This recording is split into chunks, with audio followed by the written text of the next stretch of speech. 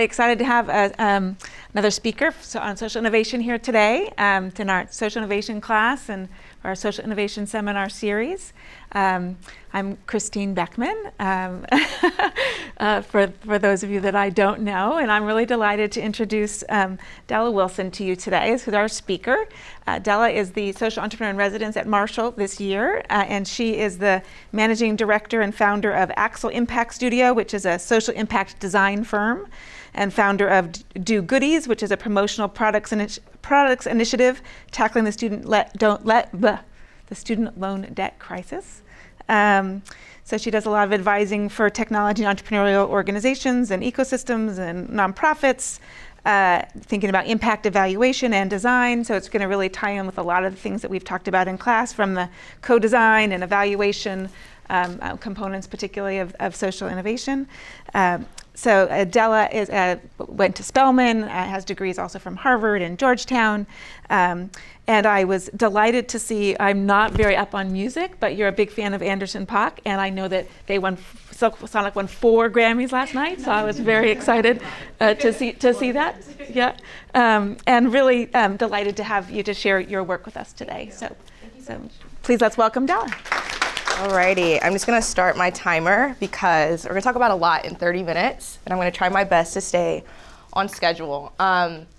And really what I wanted to do today is to walk you through some of what my day looks like, because I'll get the question a lot, what exactly do you do? What is designing for social impact? What does it mean to create your own firm? Why did you go to all this school to struggle as an entrepreneur? And I did, for 6 years, I started Axel when I was still in graduate school. And we hit a stride about 3 years ago. So it was very much a side project. It was very much a build, something that I had passion for, that eventually turned into a business that I run full time today. So we're gonna talk about designing amidst dysfunction. Can you outbuild bad leadership? I'm gonna ask you to keep that question in your mind, because essentially that's what I'm doing every day, is navigating the realities of decisions that people have made that have really horrible outcomes on people that I care about.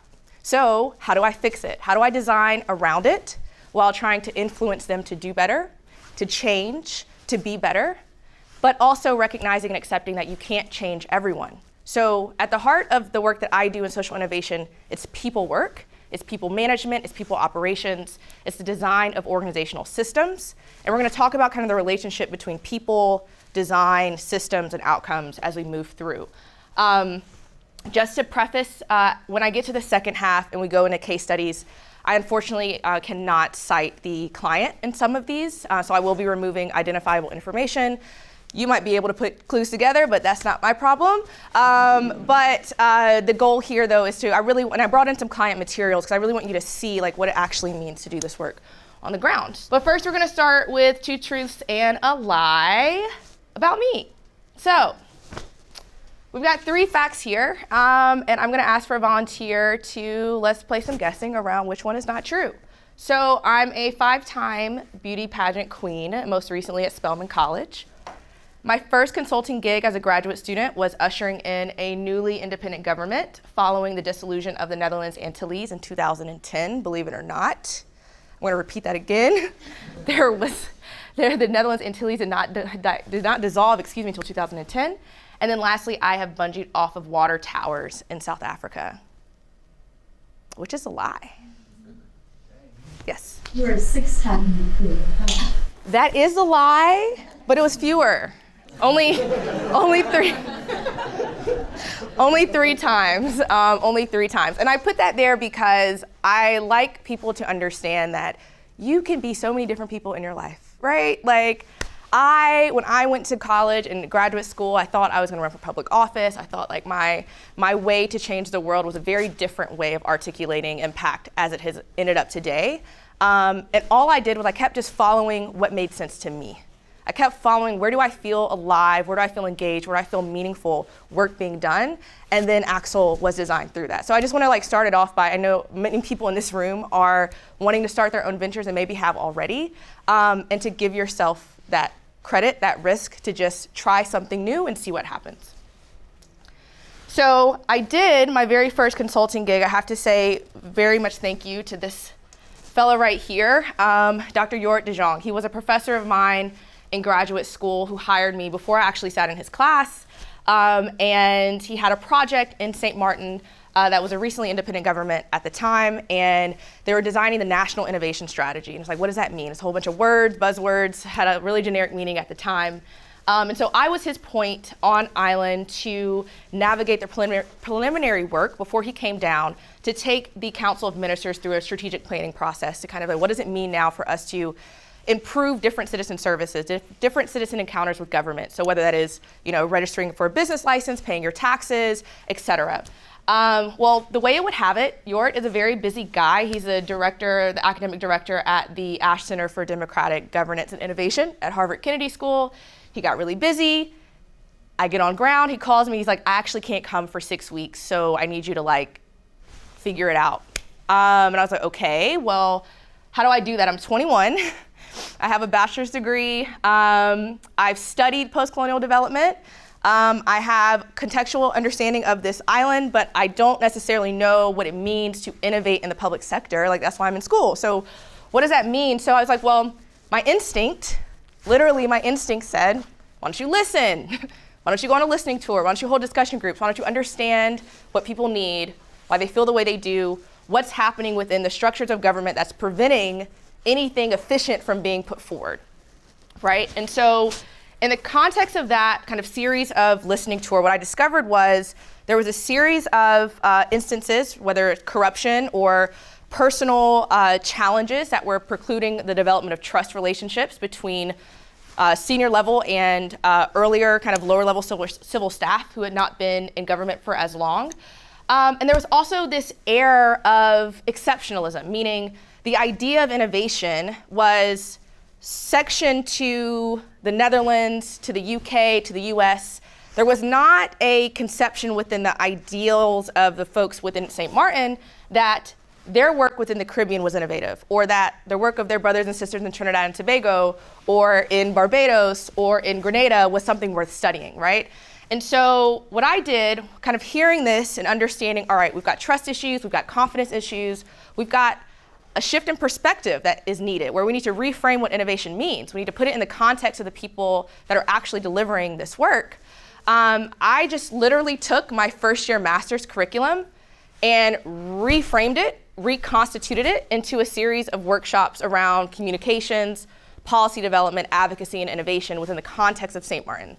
And that then built the foundation that allowed Yort and his team to come in 6 weeks later and deliver their typical kind of change management perspective around what to do with this innovation strategy. So I open that to say, and the reason why I included this picture is because a lot of people are like, where is St. Martin? You may have seen this, like the big airplane flying over the beach. That's the part of the island that it is. But I say all that to say that design is so much influenced by your instinct, and that is such a great thing, and that's such also a really dangerous thing. And so what we're trying to do is to use a different set of instinctive perspectives and values to design from the position of the margin, which is what we do at Axel Impact Studio. Also, the other truth was I did bungee off of Soweto Towers in Johannesburg, and I will never do that again. So who am I? I'm a strategist, I'm an author, I'm a researcher, and I'm a community builder. And I'm guided by 4 values. When I think about what do I want to do, why do I do it, why do I get up in the morning, I'm curious, I am committed to my legacy, I'm committed to the influence that I have, that I leave on this earth. I value my freedom, and I value my community. So when we think about oftentimes, especially in change management work, we always start with organizational values, but we ask people to go even before that. Like, what's your value as a person? What do you care about? What do you think about? What motivates you? That's going to influence how you work. And so I just wanted to share with you all some of my guiding things. And of course, Passport, I love to travel. And I did want to also put a plug for Black Founders at Work, which is a book that we worked on over COVID that profiles the kind of the first year or two of some of the most famous and prominent Black technologists and venture capitalists, just to give a different perspective of what it means to build. So, Axel Impact Studio is a design practice at the nexus of creativity and collaboration.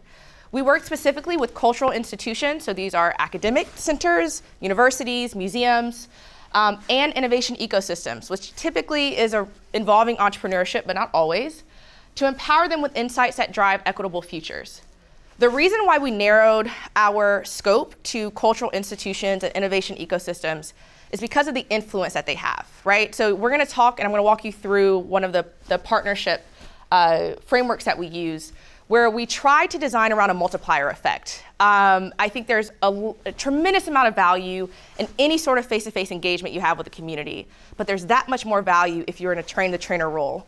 If you're in a role where that ecosystem of influence is going to multiply. And so how could we kind of take this concept of design, take this approach to impact and scale it quickly? We did that through the selection of our clients, through cultural institutions and innovation ecosystems. And the way that we do this is through a cross-disciplinary network. So I'm gonna walk you through some of the cases so you'll see who we've brought on board. But essentially, we move through the world with an idea that there is no such thing as a DEI consultant. There's no such thing as an equity expert.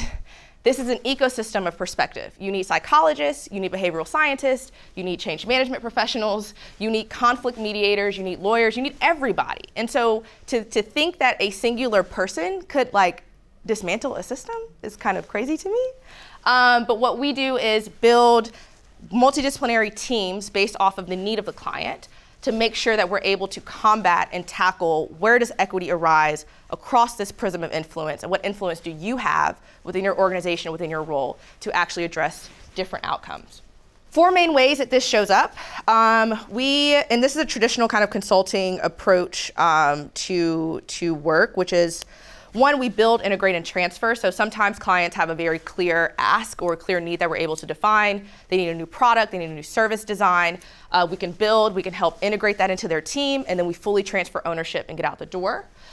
We also engage and facilitate. So for those clients that are a little bit more nascent in their development processes, or maybe we're having to transition through a legacy of institutional harm, or conflict, or challenge across partnerships, this may be a little bit more in depth, where we're really engaging and facilitating their own work and movement through this work, and we're really kind of acting as guides.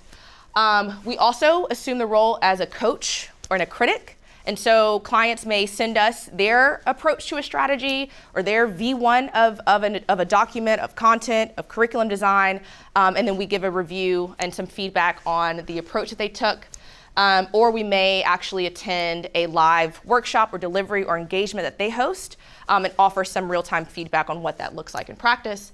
And then, of course, custom design. That's the beauty of design, it's the beauty of consulting, is that we can get in where we fit in. And I say that to say we have a 5-step approach that I'll take you through, but we're not always able to go from start to finish with each client. Depending on where they are, we have to meet them where they are. We have to adapt to where they are in their organizational development, and therefore we do leave some room for customization. As we mentioned in the intro, Axel also has a kind of promotional product corporate swag company called DoGoodies. DoGoodies sells office supplies. It sounds really boring, but you'd be really interested to know how closed off that market is to innovation. So if you're ordering paper, staples, computers, desks, carpets, pencils, and tape, you're probably purchasing it from a company that all sources from the same distributor. And it's only a handful of those companies that exist. Most of those companies were founded around the early 1900s and remain as family-owned businesses, and they grew with the industrial boom of the United States, not surprisingly. As the McKinseys of the world grew, so did the corporate supply company grow, right? And so what we recognized was, at the same time that every single corporation has to spend hundreds of millions of dollars a year on supplies, that money is one of the easiest ways to influence corporation. It's typically within the marketing department or maybe their procurement department, but there's not a lot of oversight, there's not a lot of red tape and navigating where are you buying this from, who are you buying this from, and why, and what you're buying, because these are just baseline needs. And so we saw an easy opening to say, hey, there's a large amount of capital here that can be redistributed without that much work. All we need to do is reroute it to something more impactful. So we did. So DoGoodies takes the profits off of office supplies. We create our own. So you have this is one of our custom products, but we also do traditional branded corporate swag. And those funds are rerouted into time, place, and space grants for women of color. This gives them a moment to breathe. You can use it to pay down debt. You can use it to go on vacation. You can use it to pay for daycare. I don't care what you use it for. It's reparations. If policy will not design for you, you design for yourself. So this is how we created a reparative capital model, given an opening within an industry that no one had tapped into yet, and that was in alignment with our mission within Axel. But today, so going back to Axel's primary model, what we're going to talk through today is through a few case studies, and I'm going to ask you to kind of keep this frame in mind: the dysfunction, the leadership, and the design. I'm going to go through which is some high-level definitions of these. But I'm going to start from the bottom up: design, dysfunction, and then leadership. And then with each case study, we'll talk about these three things. So, like I said earlier, when I was in St. Martin in 2013, the first time I was confronted with a problem this big to solve, and I felt I didn't know what to do, I leaned into my instinct. And design is that instinct. Design is our articulation of relationships between a being and its environment. It's how we see the world. If you give someone, it's interesting because design is often connected to a creative process, graphic design, furniture design, right? We don't necessarily think about it as much inside of policy in terms of impact, but it is all the same. I think Parsons School of Design does a great job at doing this. I think Harvard Kennedy School of Government did not do a great job of doing this, right? It's a different frame of what does it mean to reconstitute a system. So if you put yourself like an artist and you say, well, I want to create a new way of relating to this environment, I want to create a new interaction, you're moving as a designer. It takes a different approach. So you kind of can open your mind, I think, more creatively to say, well, what is possible as opposed to what is feasible?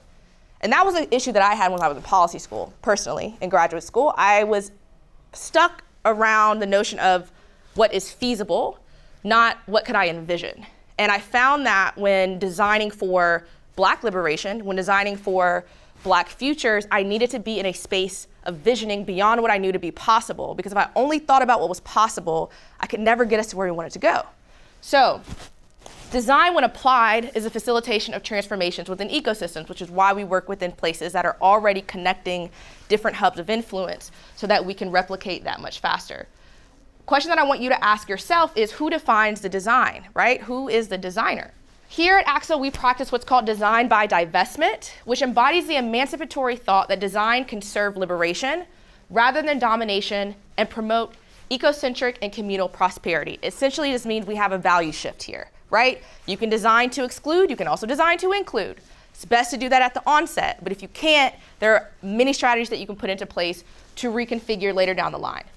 And again, design articulates relationships, relationships create systems, systems drive outcomes. I know everyone here is very familiar with systemic inequality, but I think what we talk about a lot around systemic inequality is around the institutions and the systems and just all these inanimate things that are not people, but it is. It's how we relate to each other. It's a relationship between the dean and the professor. It's a relationship between you and you. You all decide how you relate, you multiply, you now have a system. And so one thing that we really harp on is, how do we draw this back to the person and that level of self-awareness and self-accountability, because that's where it starts. I added this quote here by Peter Senge. He is a management professor, and I am a big fan of his work, that true systemic change means enacting new ways of thinking, creating new formal structures, and ultimately transforming relationships. So the second point, dysfunction, right? So what creates dysfunction? What is it? What creates it? Organizational dysfunction occurs when there is a mismatch between values and outcomes. It should be structural, cultural, it could be leadership influenced, but essentially these are patterns of behavior that undermine the purpose of what the organization is supposed to serve to begin with, right? And so if we look at the inequities caused by systems in the United States, it is not surprising that these are not actually efficient, right? These don't actually make sense. They're serving a purpose that is not one that it makes even practical sense for our needs. However, they're in such a space and in a position that's precluding us from doing better. So what does it mean for us to resolve this dysfunction within a system and to think about, well, what created it to begin with? So at Axel, the way that we think about and process organizational dysfunction is through what is called the ecosystem. Well, actually, we're changing this, and this is why I'm stumbling, because we're changing the name of this. But previously, it was called the equitable ecosystem analysis. But this is a belief system where we want to lead in conversations around the approach that we're going to take. And I want to say this because a lot of organizations right now, as you all know, kind of everyone decided to have a perspective on anti-Black racism, to issue a DEI statement, to hire a new DEI lead, and it's like everyone's talking about this now. But there's a lot of different styles of the work. Anti-racism, anti-oppression, DEI strategy are all very different strategies. And so when an organization says they're committed to this, we want them to know, what does that actually mean? And we found that we needed to lead with our belief so that we could preclude that initial disagreement or misunderstanding, or even kind of usher out those sorts of clients that are just not the best for us. Sometimes everyone's not ready. You can't take everybody with you. This model helps us to communicate that. So what we believe is that every organization operates certain controls. A CEO in their C-suite has decision-making power over the thinking that they do, kind of what is the new narrative that you're putting into the world? Who do you work with? How do you work? How do you kind of raise and manage capital? And then what is your governance structure? What are the power dynamics and the structures between that leadership and the team?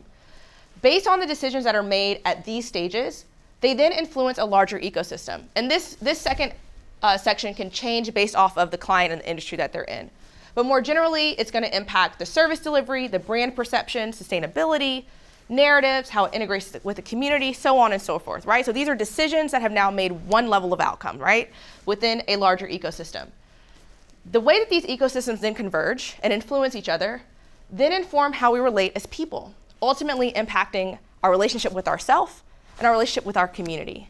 So for folks that, the idea around systemic inequality and systems thinking is not commonplace. There are people that still disagree that this is a fact. And so what we, and something that, and the resistance that we face often is that folks will say, yes, I'm committed to this work. Yes, I understand what systemic inequality means. And I'm unwilling to make the decisions here that are gonna actually have the impact here. And if you're unwilling to make those decisions, then you're just not a right fit for Axel, right? But there's a lot of work that can be done in the process. So lastly, leadership. There's a lot of different definitions of leadership. I think at its core, at its basic, for me, the fundamental concept is it's the power of influence. Leadership is how you influence people around a common goal.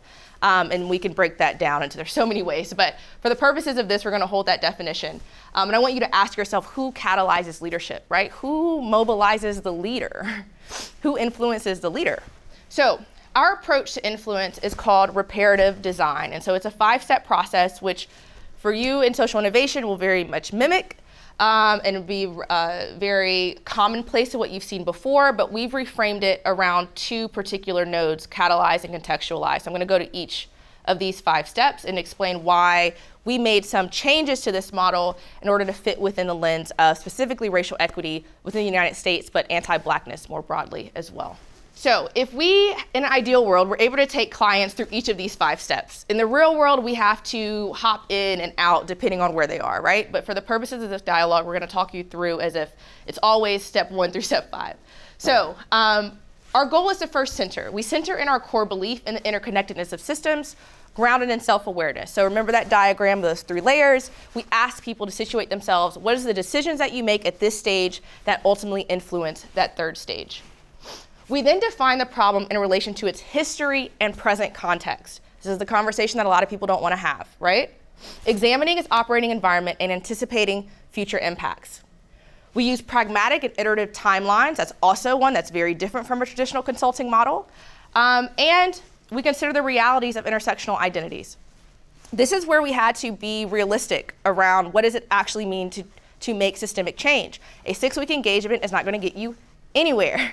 A 2-month engagement probably won't get you anywhere either. This is a long haul commitment. So how do we rethink how we engage with partners, consultants, expertise around this issue when we are trying to dissolve and reconfigure something that took so long to create? We cannot think about it in the same way that we process business agreements, contracts, and structures in the ways of the past. It simply doesn't make sense. We then co-create. We build and use design thinking tools to create transformative experiences, host trauma-informed dialogues, and build out new products and services with teams. So we embed within teams. We will never hand over a final copy of anything at all, right? And this is also something that is very different from traditional consultants.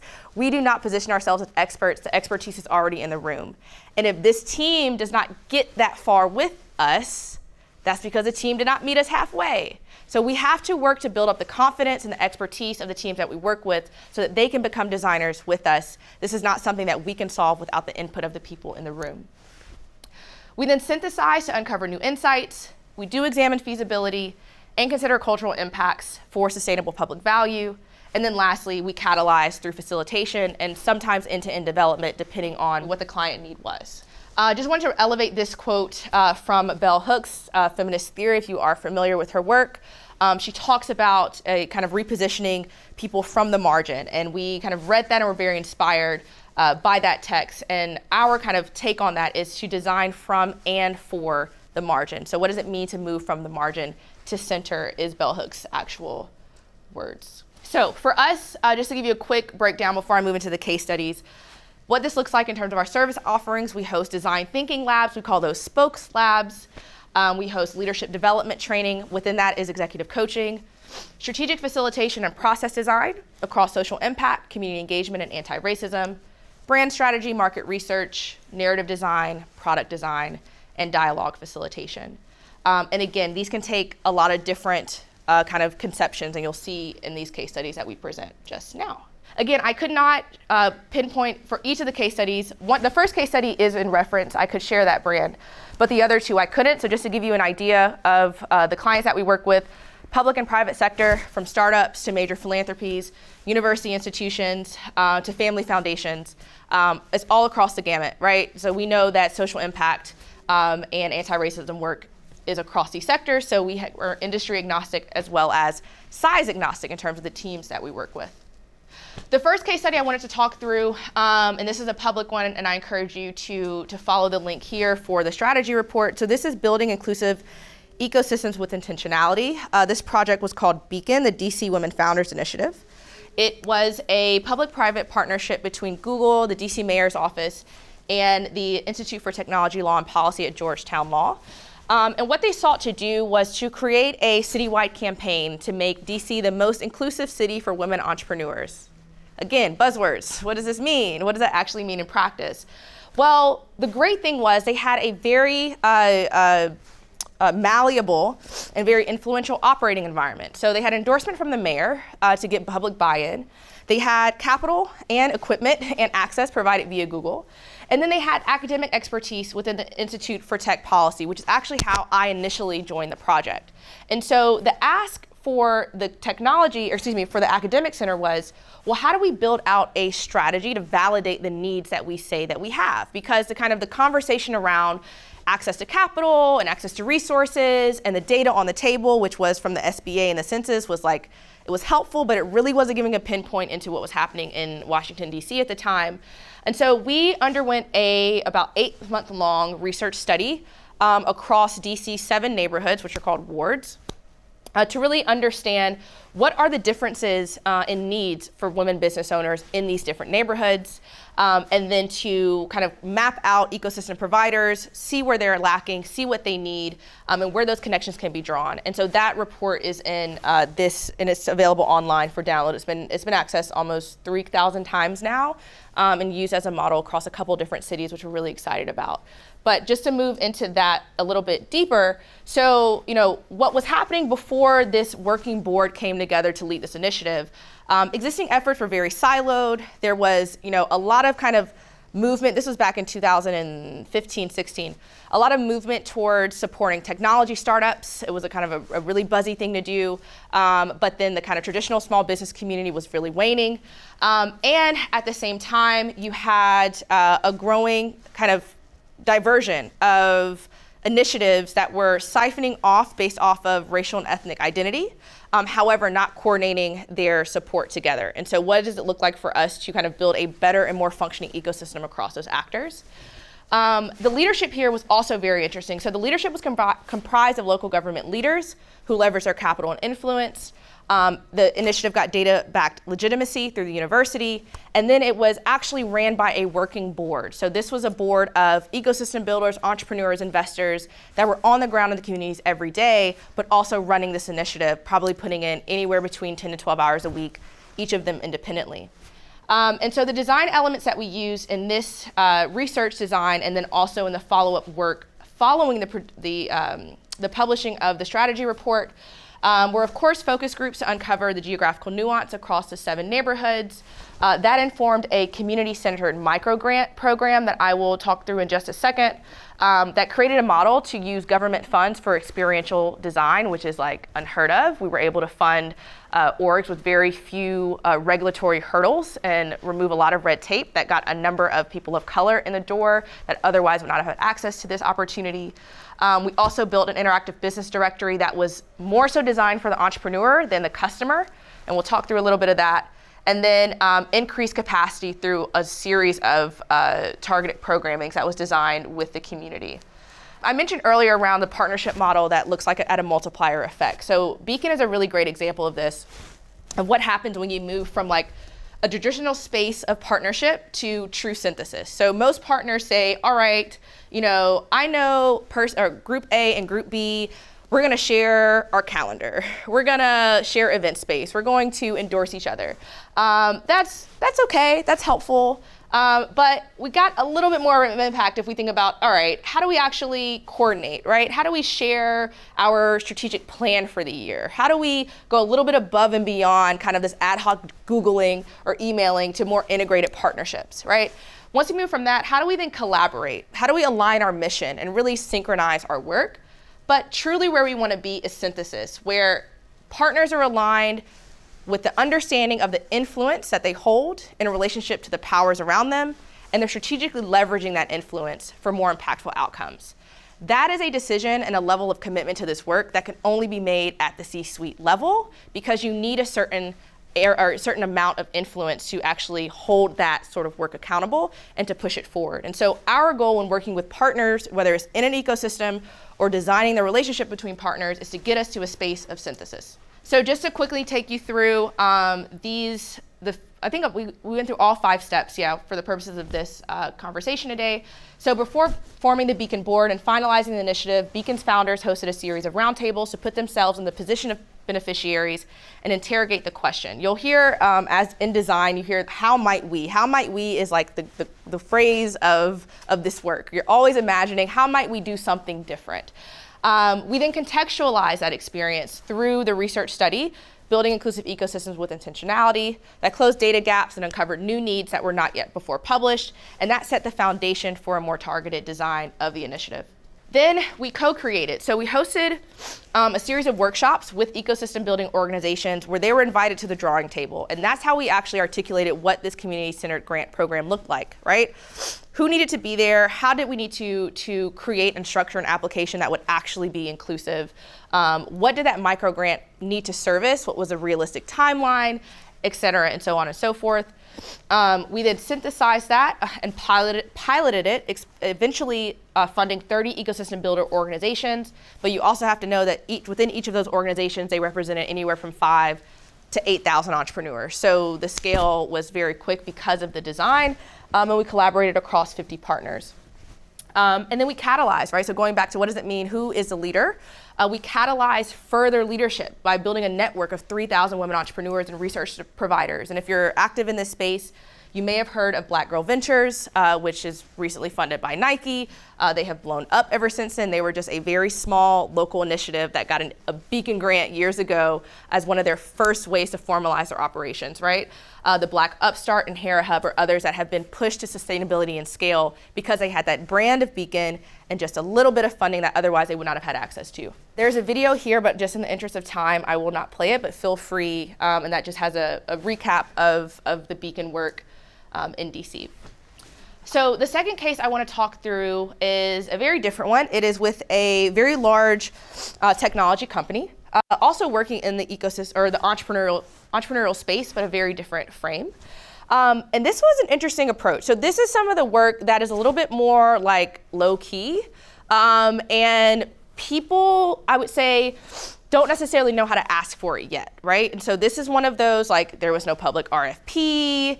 There was it took a while to even really figure out what they were asking for. But what this boiled down to really was a cross-functional internal team across marketing, social impact, sustainability, partnerships, needed to build a way to advocate for increased funding at the C-suite level to invest in product enhancements for Black and Latina business owners. Well, they knew that they needed to present a business case, and they knew that their board is not going to, reallocate this funding or change anything about their strategy unless it affected the bottom line. And there was a belief, there were previous consultants that come in and said that basically it was not a smart business opportunity. There was no real money here to make this investment. So they were moving with that very faulty assumption. And so the ask of us was, well, can you basically refute that? Can you help us kind of create a better argument and coach us through the internal advocacy and the internal politics of navigating structural change from the inside? So ultimately, the decision makers needed to be persuaded, and we had a group of mid-level managers that were equipped to do so. But what's interesting here is that, part of this make a business case for diversity is crazy, because when we built out a market sizing formula for them, we did a top-down and a bottom-up analysis to create the room for increased capital allocation. The team that hired us did not believe that the number was right. They thought the number was too big. The number wasn't too big. You're biased.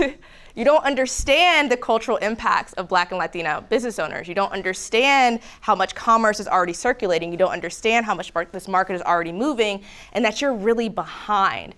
And so the reality that there was upwards of $8 billion on the table annually left over through these two markets that they were not tapping into was not even believed by the people that hired us to build the case to do just that, right? So you see the levels of dysfunction here around what does it actually mean to translate, anti-racism and DEI into organizational design.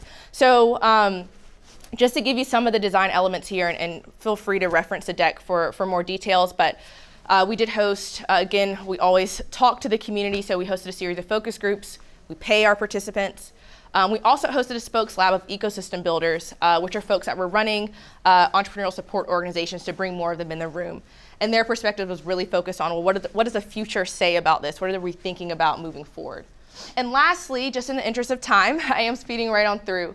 But the third case that I want to talk about is a global nonprofit that provides technical assistance to local mayors and city governments to build data governance and performance management systems in-house. They work across 130 global cities. And the leadership had decided they wanted to embed anti-racism into their work, both internal culture and external service delivery. However, this followed years of unresolved conflict within the team. So we could not get to service design and external work without navigating the very real internal cultural impediments to organizational change that were left unresolved following, I would say, since really late 2018. Nepotism was ripe here. This is a nonprofit industrial complex, right? And so there were inflated salaries, there were positions that were created for friends, there were legacies of distrust because of current change efforts. We came in the door and they were like, oh, here's another check in the box, y'all are not really about this. And there was not, a belief that this was really, we were committed to this for the long haul. So we had to start from a position of healing with this team. This team was not ready for change. They were not ready for new information. They needed to be listened to. So we organized a series of restorative justice healing sessions to help draw some connectivity between the team, let them air their grievances, understand the different sides and perspectives. At the same time that we were conducting a deeper cultural audit as well as a pay equity audit, the outcomes of which ended up getting some people out of the door, the other outcomes of which ended up getting a lot of other people promoted. And we then had, actual restorative justice to resolve the conflict and the perspectives that came out of that. We also then, and we're about a year and a half into this engagement now, but we have a multi-year training and executive team integration with this team. And this training I want to talk you through is really important, but I want to say kind of how we got to that training. And so this is a quick outline of what the very initial stage, so I'd say the first 8 weeks of that engagement looked like. And I would say now we're on month 11.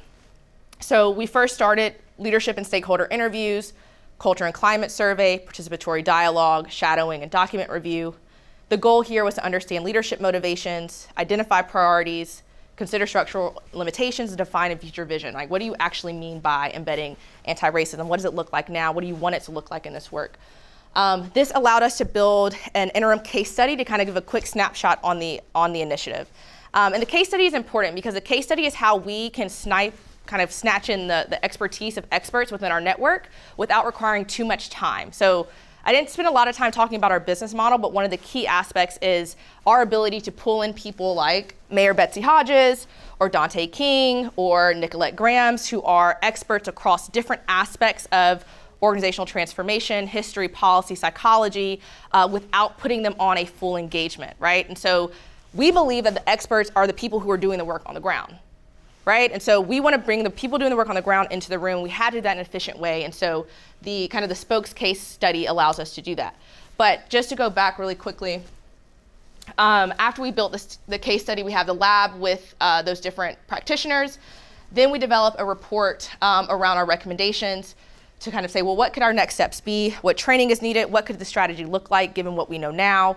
What does the next step of research need to look like? It's iterative, right? So we have to build in a space to kind of redesign, and then we embed and iterate. And this kind of set us up for about 3 months. And after 3 months, we had to then redesign again, right? There was changes in funding, there was changes in current events, there was changes in leadership.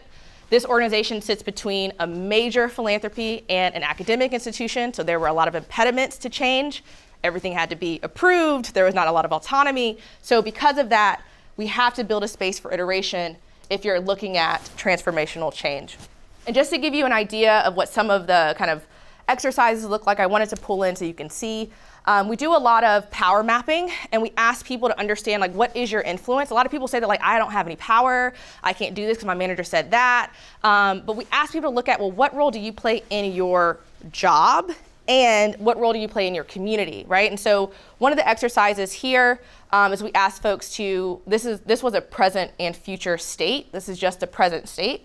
But we ask folks to vision for us, who are the direct beneficiaries of your existing efforts, who are indirect, and what influence do you have on those groups?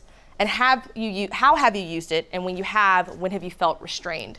This usually allows us to open up and start to kind of map out what are the power relationships and where can we as Axel come in to leverage some existing momentum, or we see an opportunity to use our expertise, our networks, our relationships to navigate some of this change. This work is political. I'm gonna be straight up with you, like everything is. It's relationship oriented. And so we pull on those relationships to also push forward equitable outcomes. This is another model that we use. This particular client had a lot of challenge between their partners, right? Their partners did not share their approach to anti-racism. They used different language.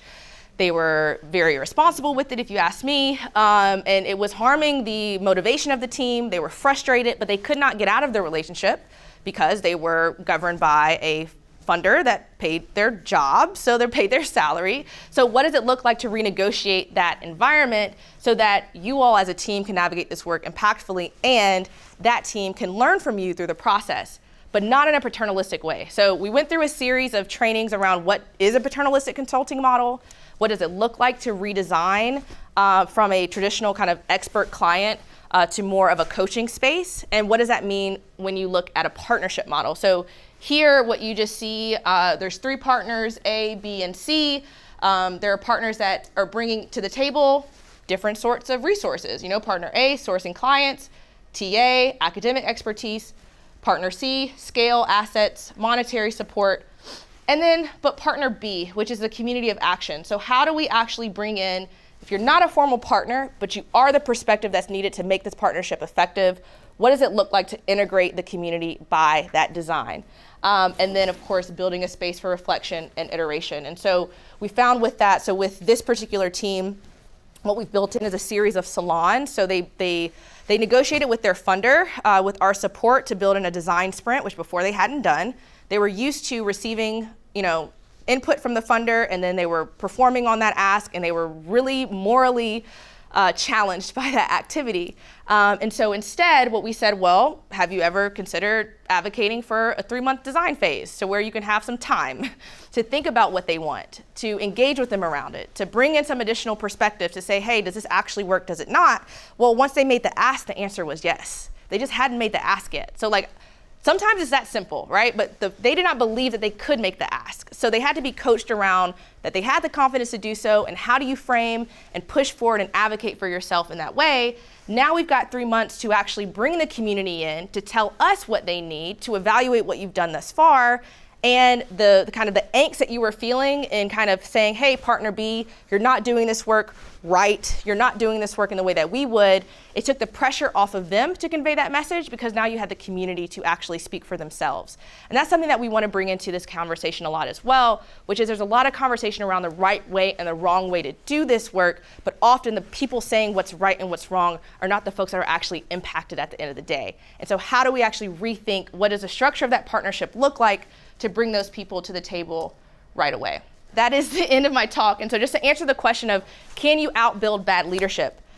My answer is yes, but not for long. It's not sustainable, right? You need solid leadership in place to navigate organizational change. However, the really exciting thing about my work is that sometimes you can see it opening, a strategic opening, you can get in, start to fashion, start to build that momentum that either gets a problematic leader out of the way, or better yet, helps that leader rediscover opportunity, education perspective that can bring that whole team along.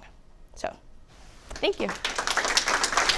You talked about like how everything's obviously iterative, and like even in 3 months' time, you're gonna have to change. Do any of your clients ever push back and say, hey, we did 6 months with you, like how much more can we do? And like kind of how do you dispel that thought process that like a little step is enough of a step?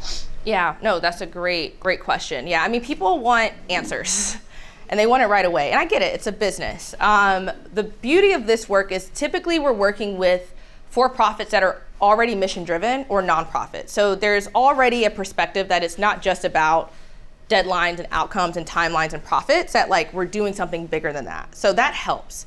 But I would say that we're actually closing out an engagement right now with a client that simply is not ready. So we initially were contracted for 5 months to take their board through a series of governance trainings, kind of nonprofit 101. This was a friends and family ran nonprofit that scaled to become the largest writers organization in the world. And they had like really kind of ran it by an internal network.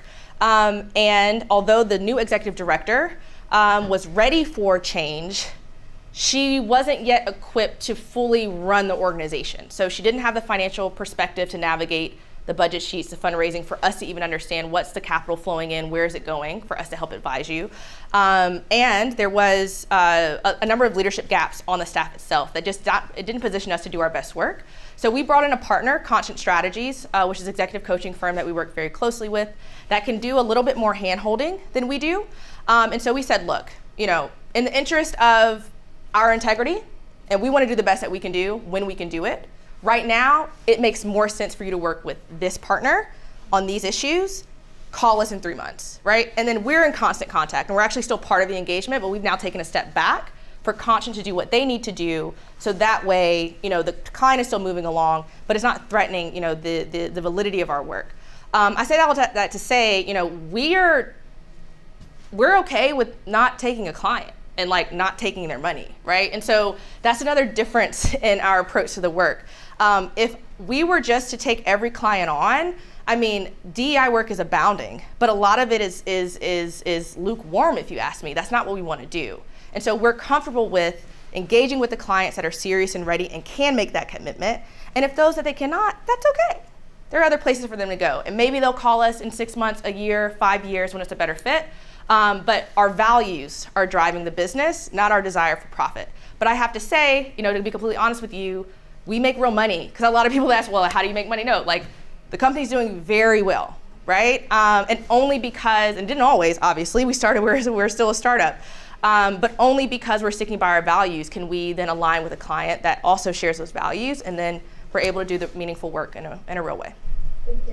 Terrific. What do you do in like situations where momentum is lost, when there's change of leadership, and perhaps you have like such a really good progress made with like a team, and then all of a sudden it's like just lost? Do you like restart and like from that point, or do you just sort of pull their like networks or other partnerships?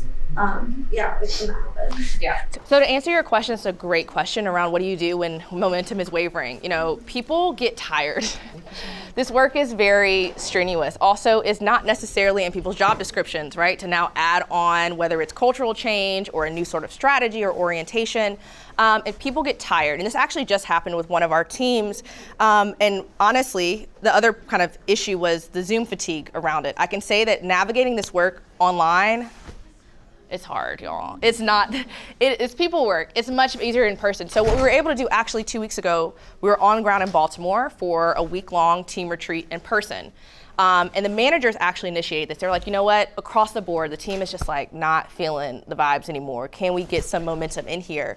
Can we pause on the technical work for a second and just do team building? Just be people. Let's just coordinate some activities to experience each other, to engage, to live life outside of work. And we did that for 5 days. It was great. We played Battle Decks, which was one of my favorite games to play. Battle Decks is where you split the room between designers and presenters. Designers have 5 minutes to create a deck on a topic of their choice. Presenters then present with no context, no notes, no anything. It's honestly one of the most fun games I've ever played in my life. But it's like little things like that that just remind you that like at the end of the day, we're human. And so what does it look like to build in technical assistance, you know, academic education, history, these really weighty subjects around systemic inequality, and create space for creativity, for team building, for relationship building. So we took a pause. We took a week-long pause. But that's testament to the managers that were willing to make that time. So that goes back, like this is a leadership decision.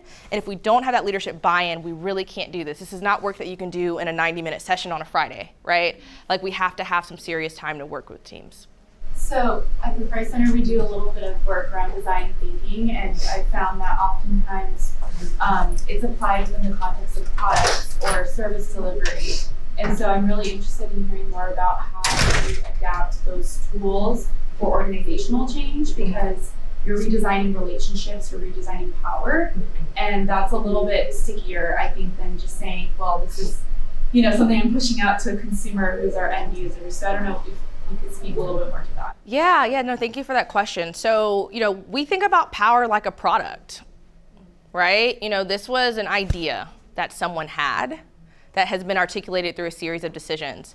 And if we say that, okay, our beneficiary is now young people of color at USC within this course, right? Versus the norm of what we're expected to see, you then just kind of reframe who your end user is and design from there.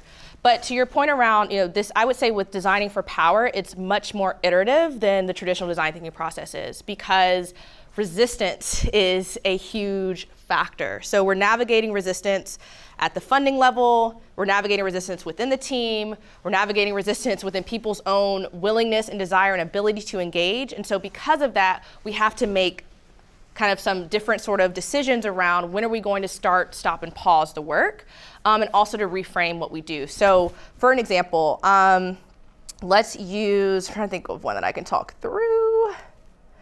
Let me pause on that for the purposes of, I've got confidentiality agreements, but I wanna say that, you know, the biggest aspect of when you put power into the design thinking process is you have to allow even more room for iteration.